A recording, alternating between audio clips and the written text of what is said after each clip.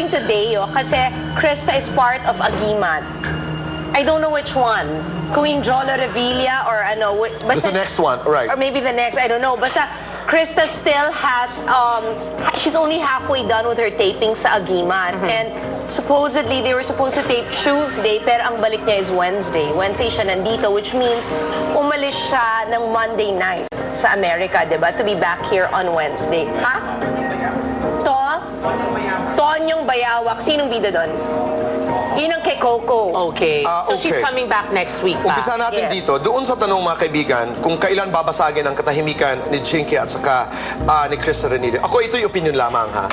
Dahil napapag-usapan na rin lang naman natin. Because there are people who say, and I personally honor the contribution, the honor that Manny Pacquiao continues to give this country. Yes. Hindi po yan pinag-uusapan dahil dakila si Manny Pacquiao bilang isang sportsman.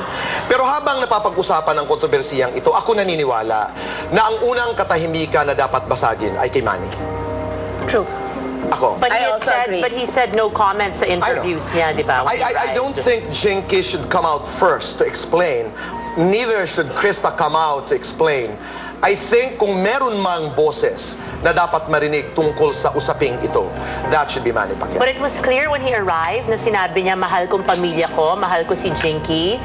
And I think nakapag-usap na sila in Vegas or when they arrived. But I'm sure both sides of the family and whoever, gagawa talaga ng paraan para magkabalikan sila, That's very mag-ayos good. sila. And That's very of course, we always want a happy ending. A lot of people sympathize with Jinky because she's the wife, there are children involved. So, And also, I think, Rufa, the reason a lot of us really sympathize with her was she was there with Manny nung hindi From the pa very Manny beginning. si Manny. Right. Exactly. Di ba malaking bagay yun eh. Minahal niya si Manny na wala pa yung billions. Yes. Wala pa yung 7 world titles. Totoo. She was there with him. So, that counts for something. And she But can I deserves say all the something? respect. Yes, and also, ang mindset talaga natin, na hindi ko sinasabing mali, tama, no? Wala naman talaga kumakampi sa the other woman. Pero we are assuming here, mga kaibigan, that the other woman is Krista. Ang sinasabi ko lamang ay, of course we want the marriage to work. We want the marriage to be solid. Especially yung point mo, Chrissy, na si Jinky naroon, patpatin pa lang si Manny Pacquiao. Pero ito naman, kasi yung mga ebidensya, puntahan natin, Baguio, Simbahan, Manor Hotel, pag-usapan natin yung Hong Kong, pag-usapan natin yung Jimmy Kimmel Show. Lahat naman ito, para sa akin, ay hindi masyadong incriminating. Ano bang nakita nating litrato, nakasakay, magkatabi? Nasa kama ba sila? Magkasama ba sila? So, what do we know? What don't we know? Bakit natin ipinapako sa krus ang isang babae na dapat siguro daw, it's so easy to accuse. Conventional wisdom says that, ay, siguro sila na nga kasi ganito, ganyan. Remember the places where we saw Krista and Manny? Simbahan. Sino pa bang ibang mga kasama nila? Manor Hotel, entrance ng hotel, nasa loob ng kotse daw, doon sa Jimmy Kimmel Show. Who are we to judge? What do we know again and what don't we know? Doon sa mensahe ni Matt, yung sinasabi niya, we've been accused and we've been abused. Alam mo, Chrissy, Rufa, dito sa ating industriya, palibhasa, ilan lamang mga eksena sa ating buhay ang nakikita, ang dali-dali gumawa ng conclusions. Ay, kasi nagkita sila, etc. We need to hear voices. We need to know the truth. Well, you make a very strong point na kung inosente talaga and until, di ba, you're proven guilty, you're really innocent, if Krista has no blame whatsoever, the one person who should be speaking for her because siya yung dalaga dito at siya yung nawawasak ng pangalan, si Manny Pacquiao yon. Going back to the Chanel, yon, I asked permission. Everybody's waiting for that. Yes, Okay. if I could mention that. Yes, it's true. Nagkasabay sila, but and this, very, very clear. Sinabi ni Jinky, wala akong sinabi. I did not open my mouth. Tiningnan ko lang siya, Mare, kasi gusto kong makita. Kasi first time ko siyang namataan sa buong buhay ko. So, inobserve daw niya ng ganon, but nothing. No Was she shocked? exchange of words. Was she shocked? No. I don't know. Okay. I'm Was just she- saying that she stared Okay. at her. Yun lang daw ang ginawa niya. Tiningnan ko lang siya, pero wala. Right, can I say something? Kasi pagkatapos ko sabihin yung aking sinabi tungkol kay Krista, halimbawa lamang may pruweba at napatunayan ni Jinky Pacquiao na meron ngang relasyon ang kanyang asawa kay Krista o kahit sinong babae, may karapatan ba siyang magalit? Oo. May karapatan ba siyang awayin, halimbawa, oo, they're married.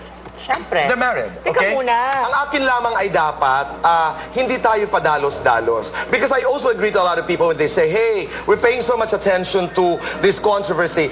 Yan naman, Christian, sinasabi ko, we have to. You know, people are talking about this. We cannot ignore something like this. She said, teka muna, let's Okay, go listen to ahead. Rufa. Yeah, I want to Okay. know, okay, Jinky didn't say anything. Did Krista say anything to Jinky na parang, hi, We're talking I'm about the Chanel Krista, store. This is Chanel store. Hi, I'm No, Krista. she did not approach It's not also. true. Sana yung mga babalitaan walang mo. ganong nangyari daw. Wala. Kasi daw, meron sa mga paligid ni Jinky na nagsalita and Jinky told them wag.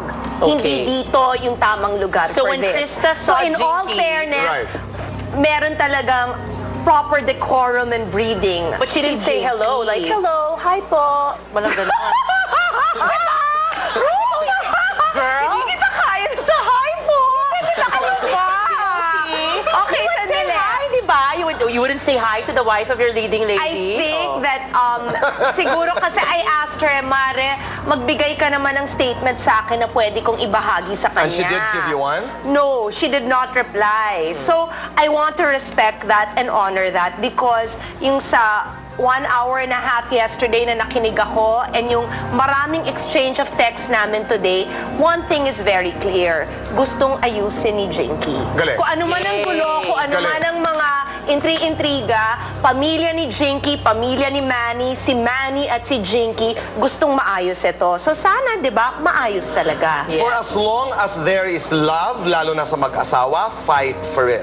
Alam mo, puputulin tayo. Say thank you to 2 people. Go! Oh my Ikaw goodness, muna, ako go muna. ahead. Dr. Vicky Leonard Bello, Dejo. hi! Okay. 819 Bello, Jonathan Lawrence Velasco. Lazario. Roberto Thanks, Cavalli, Samu. Traffic Shoes. Thanks for my hair Ariel and Agazan, makeup. Bang Pineda. Okay. Follow me on Twitter, Dr. I Steve love Margan. Lucy. Yes, magazine Manny already Fry out in the Calayan. market. Kaming Carolee of cover Nippon kami. Home We're so Appliances. cute. Please Astoria get the Plaza. copy. Gwen Fresh of look Cherry Orchard. contact Boys lens. of La Carmela de Boracay. Okay. Asha! Charity Tam, Charina, Jerry Bautista and Children. Uy, babalik tayo Ray sa Corneta, San Francisco, California. Ay, Okay, punta wait. ba? Last Okay. na lang, nananawagan ako, Maring Jinky, na patunayan namin, you can trust us. See, we didn't say a word. Kung gusto mo na talaga magsalita, sana naman sa akin ka magsalita. Bukas ang aming palabas para sa lahat sa inyo. Mga kaibigan, huwag po kayong alis dahil magbabalik pa po ang The Buzz!